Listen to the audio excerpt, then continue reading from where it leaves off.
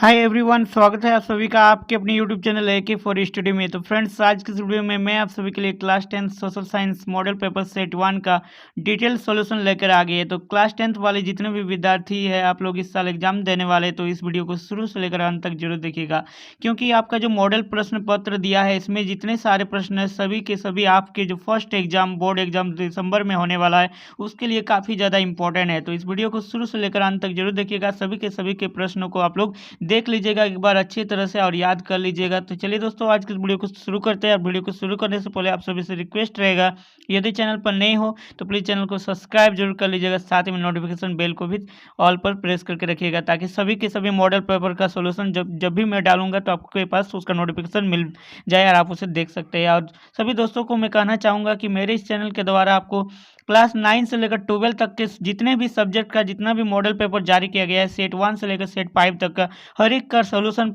जल्द से जल्द प्रोवाइड करा दूंगा, सारे के सारे का। तो इसलिए वीडियो में बने रहिएगा और चैनल को सब्सक्राइब जरूर कर लीजिएगा। तो आज की इस वीडियो को शुरू करते हैं। देखिए दोस्तों, ये जो मॉडल पेपर आपका जारी किया गया है झारखंड शैक्षणिक अनुसंधान एवं प्रशिक्षण परिषद रांची झारखंड के द्वारा, यानी कि JCRT के द्वारा इस बार का जो मॉडल प्रश्न पत्र है देखिए कुछ इस प्रकार से है। प्रथम सार्वधिक परीक्षा 2021-22, यानी कि जो आपका फर्स्ट बोर्ड एग्जाम दिसंबर में होने वाला है उसके लिए दिया गया है। कक्षा 10 यहाँ पर आप सभी देख सकते हैं, जो सोशल साइंस है, विषय सामाजिक विज्ञान, और समय आपको दिया जाएगा समय 1 घंटा 30 मिनट, यानी कि हर एक सब्जेक्ट का जो फर्स्ट एग्जाम में आपको समय 1 घंटा 30 मिनट ही मिलेगा। पूर्णांक जो रहेगी, अगर नंबर की बात किया जाए तो 40 नंबर का एग्जाम होगा दोस्तों।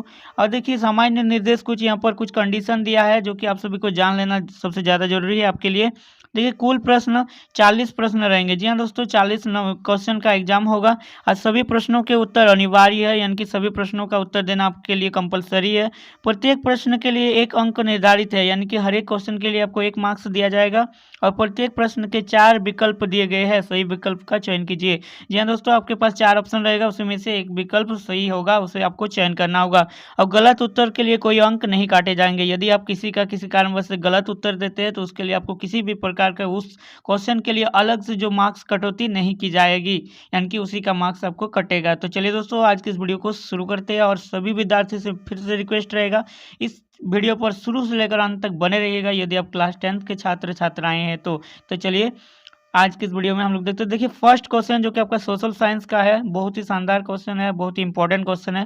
फ्रांस की क्रांति कब हुई? आपके पास 4 ऑप्शन है, तो फ्रांस की क्रांति कब हुई दोस्तों, इसे बताना है। तो बताइए इसका आंसर क्या होगा। तो फ्रांस की क्रांति जब हुई थी वो 1789 ईस्वी में, यानी कि ऑप्शन नंबर घ। तो घ इसके लिए राइट हो जाएगा। नेक्स्ट क्वेश्चन देखिएगा, सामाजिक उपबंध यानी कि सोशल कॉन्ट्रैक्ट नामक पुस्तक का लेखक कौन था? यह पुस्तक किसने लिखा था? आपके पास 4 ऑप्शन है, तो ये पुस्तक जो लिखा था किसने लिखा था दोस्तों? Jean Jean Jacques Rousseau. जी हाँ दोस्तों, इसका पूरा नाम है जीन्स जैक्स रूसो, लेकिन यहाँ पर आप सभी ऑप्शन में देखिएगा तो रूसो बोल के दिया है, ऑप्शन नंबर क। तो इसके लिए राइट हो जाएगा क। तो चलिए अब नेक्स्ट क्वेश्चन देखिएगा, क्वेश्चन नंबर 3। और सभी के सभी प्रश्नों का आंसर आप लोग याद कर लीजिएगा, इसे ध्यान में रखिएगा ताकि आपके एग्जाम में मॉडल पेपर से जो कि बहुत ज़्यादा क्वेश्चन आपका लड़ता है।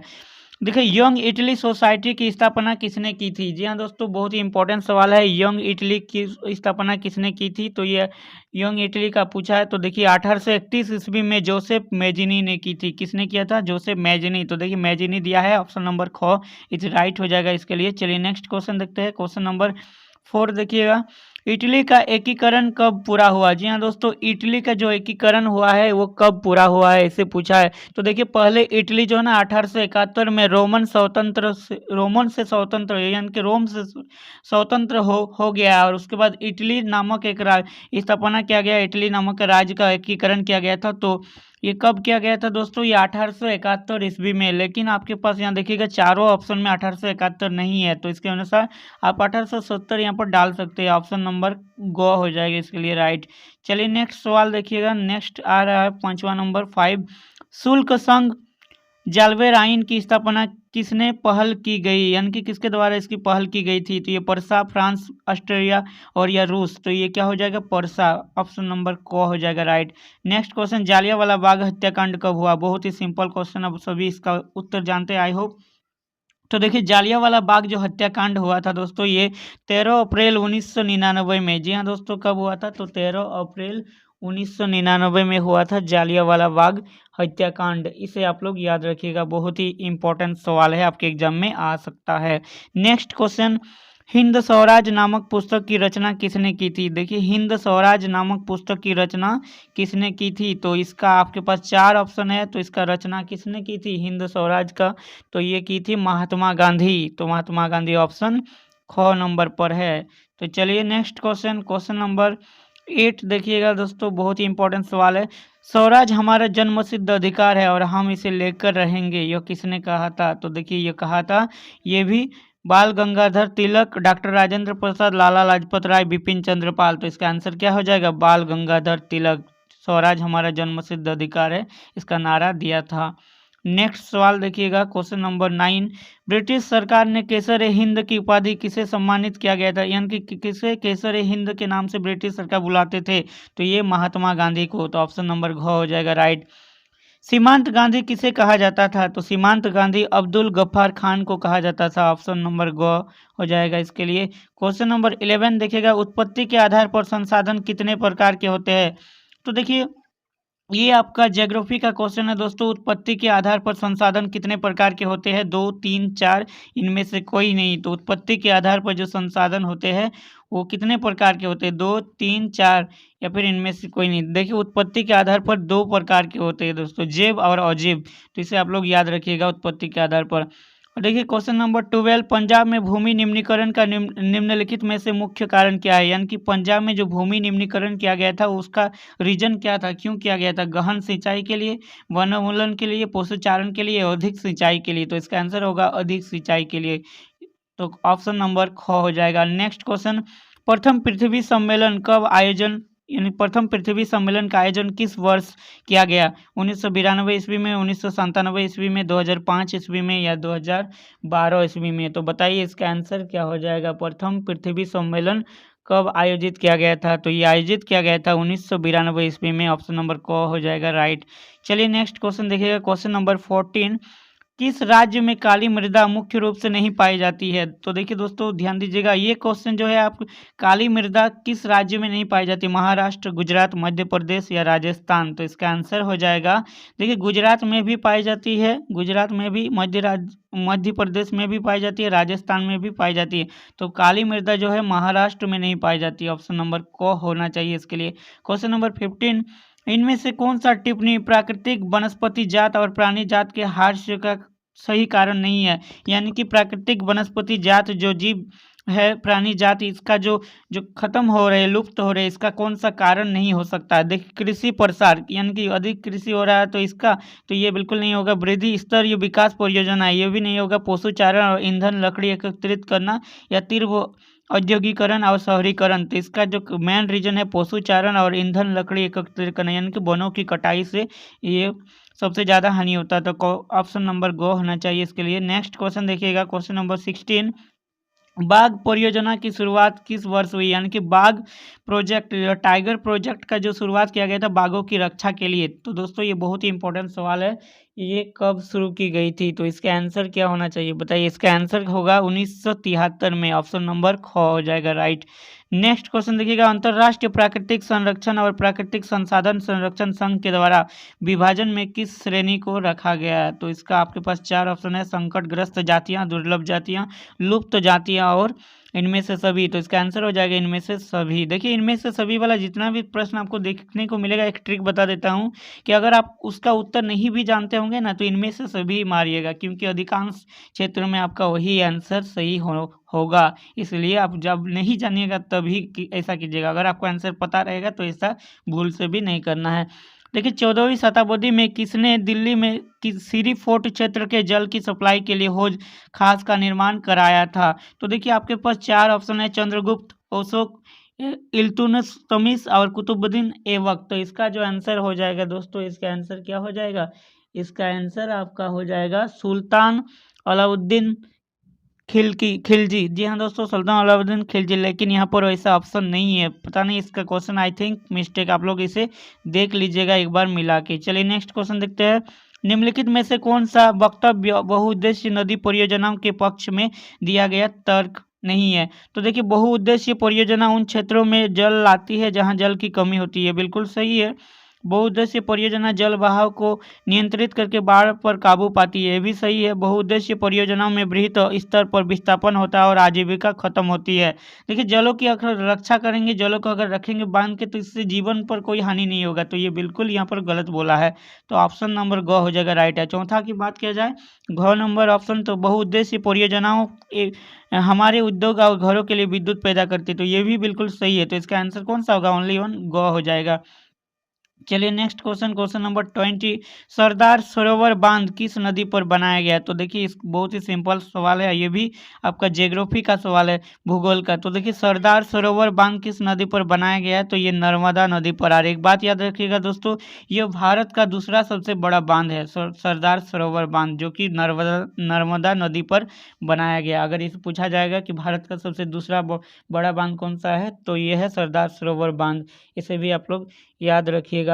तो चलिए अब नेक्स्ट क्वेश्चन हम लोग देखते हैं। नेक्स्ट क्वेश्चन आपके पास आ रहा है, एक मिनट। तो देखिए 21 देखिएगा नेक्स्ट क्वेश्चन, सामान्यतः किसी देश का विकास किस आधार पर निर्धारित किया जा सकता है? यानी कि कोई देश कितना ज़्यादा डेवलप हो रहा है, किससे हम लोग जानेंगे? तो देखिए प्रति व्यक्ति आय, औसत साक्षरता दर और लोगों की स्वास्थ्य स्थिति, उपयुक्त सभी। तो यहाँ पर क्या होगा, उपरोक्त सभी हो जाएगा, ऑप्शन नंबर घ।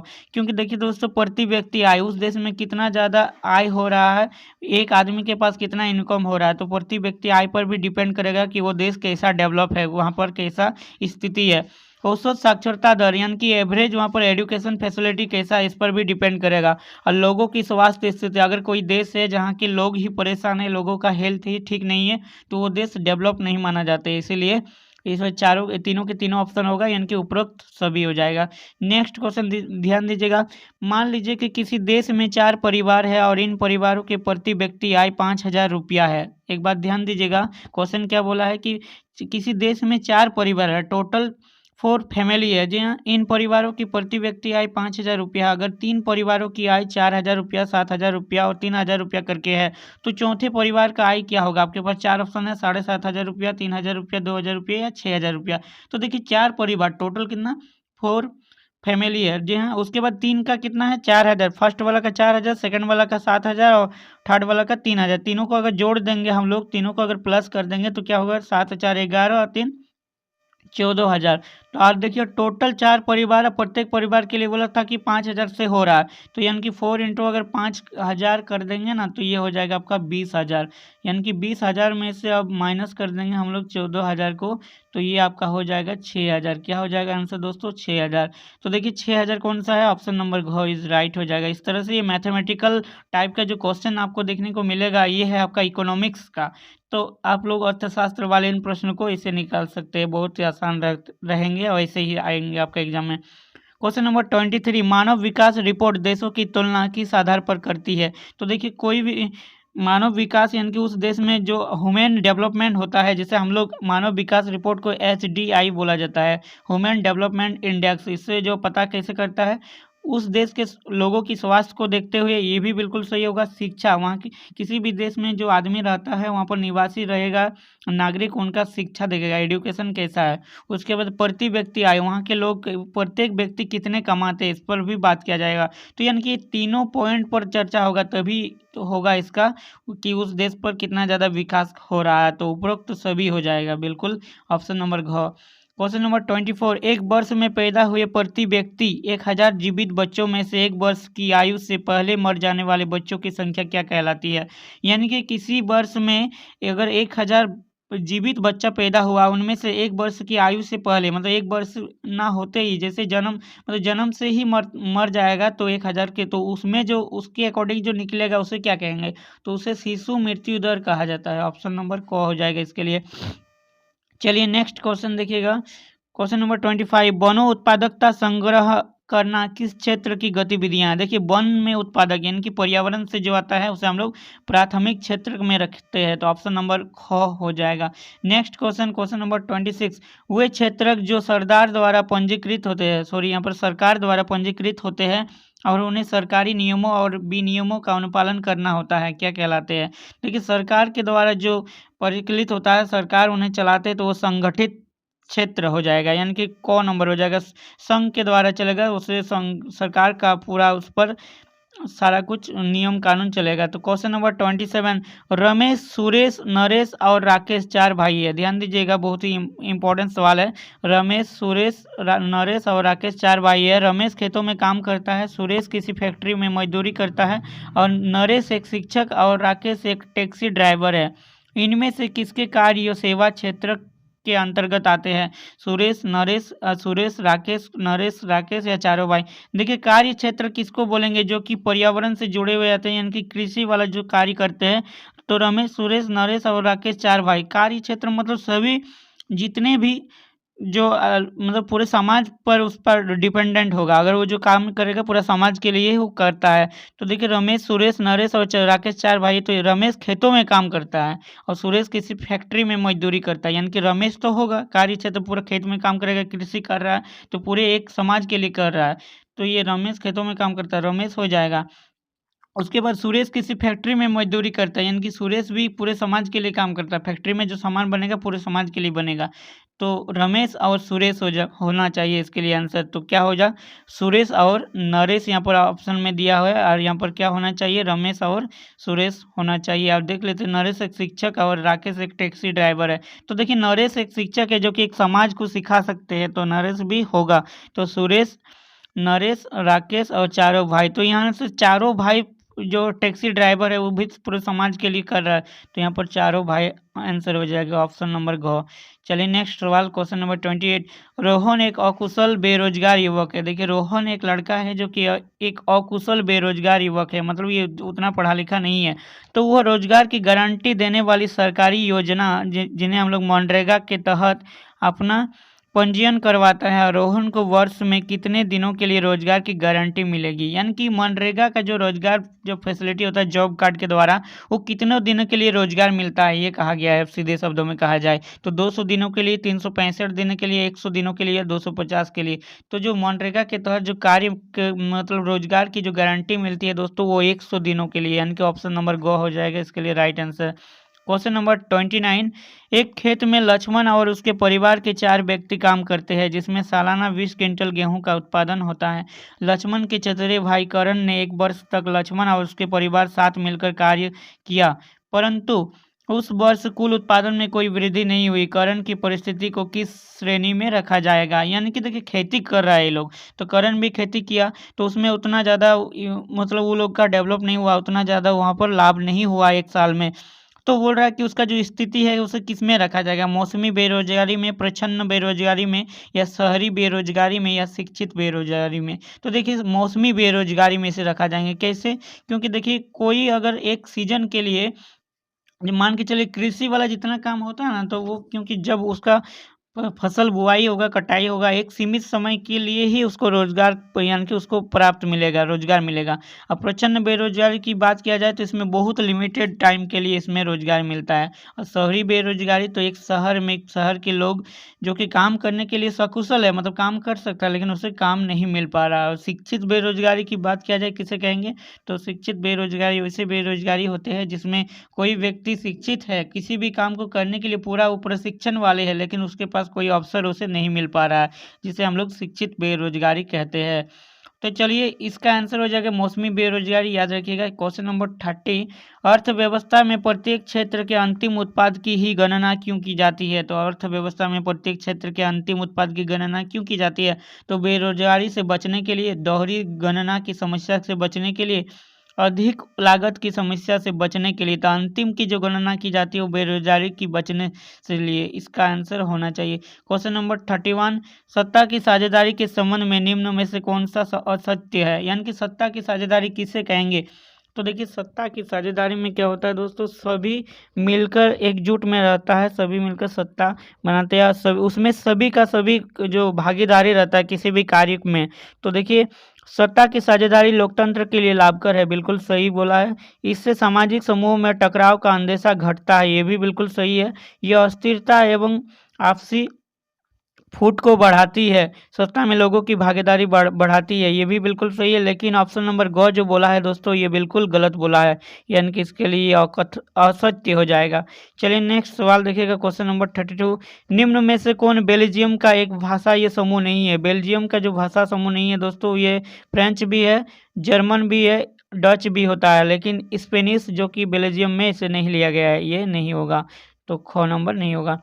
Question number 33। स्वतंत्र राष्ट्र बनने के बाद श्रीलंका में किसे राजभाषा को घोषित किया गया? यानी कि जब श्रीलंका आज़ादी हो गया पूरी तरह से, तो उस वहाँ पर जो राष्ट्रभाषा अपनाया गया वो कौन सा? वो तमिल, क्योंकि तमिल लोगों की जनसंख्या ज़्यादा था, तो तमिल। तो ऑप्शन नंबर को। Next question, question number 34।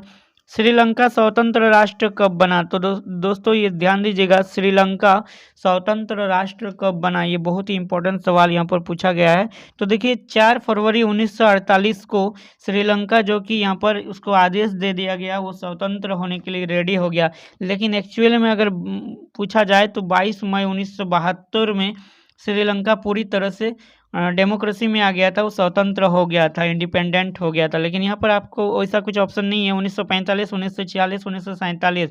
तो देखिए आपको पूरे डेट नहीं पूछा, तो 4 फरवरी 1948, यानी कि ऑप्शन नंबर घ हो जाएगा इसके लिए राइट। नेक्स्ट क्वेश्चन, निम्न में से कौन संघवाद की एक विशेषता नहीं है? तो देखिए यहाँ सरकार 2 या अधिक स्तरों वाली होती है, ये बिल्कुल सही बात है। संघवाद में अलग अलग स्तर की सरकार एक ही नागरिक समूह पर शासन करती है, ये भी बिल्कुल सही है। विभिन्न स्तरों की सरकारों के अधिकार क्षेत्र संविधान में स्पष्ट रूप से वर्णित नहीं होते हैं, ये बिल्कुल गलत बोला है, इनके सभी में वर्णित होते हैं। और देखिए अदालतों को संविधान और विभिन्न स्तर की सरकारें के अधिकारों की व्याख्या करने का अधिकार है, ये भी बिल्कुल सही है। तो यहाँ पर गलत हो जाएगा ऑप्शन नंबर गो। चलिए नेक्स्ट क्वेश्चन, क्वेश्चन नंबर 36। निम्न में से कौन भारत की अनुसूचित भाषा के रूप में शामिल नहीं है? देखिए हमारे भारत के संविधान में जो अनुसूची है उसमें टोटल 22 लैंग्वेज को, यानी कि 22 भाषा को सम्मिलित किया गया है। उनमें से देखिए मैथिली भी है, असमिया भी है, संथाली भी है, लेकिन अरबी भाषा को अभी तक नहीं डाला गया है, तो याद रखिएगा अरबी हो जाएगा इसके लिए राइट आंसर। Question number 37। निम्न में से कौन सम्मिलित नहीं है, मतलब कौन मेल नहीं खा रहा? राज्य सरकार, राज्य सूची, ये मेल नहीं खाएगा, क्योंकि राज्य सरकार जो होता है वो राज्य सूची संविधान के लिए लागू होता है और इस पर इसका कोई नियंत्रण नहीं रहता है। और केंद्र सरकार संघीय सूची, इस पर बिल्कुल सही रहेगा, क्योंकि बैंक वगैरह जितना सारा केंद्र से चलता है सभी पर इसका नियंत्रण रहता है। केंद्र और राज्य सरकार समवर्ती सूची कहलाते हैं, यानी कि समवर्ती सूची वैसा सूची दोस्तों जिसमें कोई भी कानून वगैरह बनता है, जिसमें केंद्र और राज्य सरकार दोनों का उसमें नियम का जो चलता है, दोनों का आदेश चलता है, उसे समवर्ती सूची कहा जाता है। और देखिए स्थानीय सरकार जो होता है वो अविशिष्ट अधिकार उसके पास रहता है, यानी कि स्थानीय लोगों पर शासन व्यवस्था को बनाए रखने का अधिकार प्राप्त रहता है। तो चलिए नेक्स्ट क्वेश्चन, क्वेश्चन नंबर 38। एक मिनट दोस्तों, क्वेश्चन नंबर 38 देखिएगा क्या कह रहा है कि देखिए भारत में विकेंद्रीकरण के संबंध में कौन सत्य है? विकेंद्रीकरण क्या है दोस्तों? कि विकेंद्रीकरण में अलग अलग कर देना। देखिए अब स्थायी निकायों के चुनाव के नियमित रूप से कराना संवैधानिक बाध्यता नहीं है, ये बिल्कुल वास्तविक विकेंद्रीकरण की दिशा में एक बड़ा कदम 1992 में उठाया गया और कम से कम 1/4 पद महिलाओं के लिए आरक्षित है, ये बिल्कुल सही है। पंचायत और नगर पालिका चुनाव कराने के लिए राष्ट्रीय चुनाव आयोग नामक स्वतंत्र संस्था का गठन किया गया, ये भी बिल्कुल सही है। तो यहाँ पर आई थिंक इसका आंसर जो हो जाएगा दोस्तों वो अब स्थानीय निवासी निकाय के लिए चुनाव नियमित रूप से कराना संवैधानिक बाध्यता नहीं है, तो ये बिल्कुल हो जाए। क्वेश्चन नंबर 39 देखिएगा, इस यहाँ पर देखिए क्या पूछा है कि निम्न में से कौन सम्मिलित नहीं है, मतलब कौन मेल नहीं खा रहा है? तो देखिए वर्ग विशेष के हित समूह, किसी विशेष तबके या समूह के हितों को बढ़ावा देने का संगठन, ये बिल्कुल सही बोला है। राजनीतिक दल, ऐसा संगठन जो राजनीतिक सत्ता पाने के लिए गरज से लोगों को लाभबंद करता है, तो ये भी राजनीतिक दल हो जाएगा। आंदोलन, किसी सामाजिक समस्या के समाधान के लिए चलाया गया एक ऐसा संघर्ष जिसमें संगठित संरचना को भी हो सकती है और नहीं भी। और दबाव समूह जो होता है राजनीतिक में सीधे भाग लेते हैं, तो ये भी बिल्कुल सही होगा।